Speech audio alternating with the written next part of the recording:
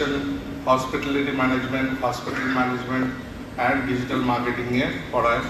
সেটা BBA করায়, diploma করায় এবং MBA করানো হয়।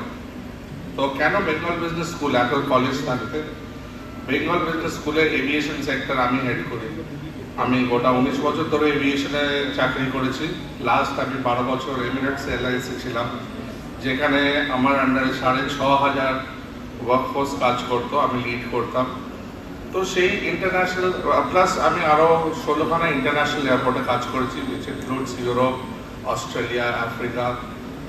তো সেই যে ইন্টারন্যাশনাল এক্সপিরিয়েন্স, সেটা আমি পুরো তুলে ধরে আমাদের বেঙ্গল স্টুডেন্টদের কাছে আনতে চাই এবং তাদেরকে একটা ইন্টারন্যাশনাল স্তরের এক্সপিরিয়েন্স এবং এডুকেশন আমরা দিতে চাই।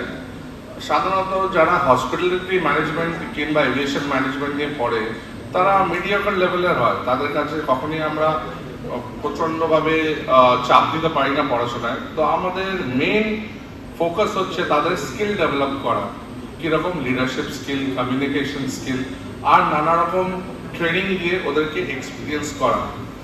আপাতত বেঙ্গল বিজনেস স্কুল হচ্ছে এভিয়েশনের one of the premium college with infrastructure, যেটা হয়তো কোনো কলেজ অল ওভার ইন্ডিয়া আনতে পারবে না।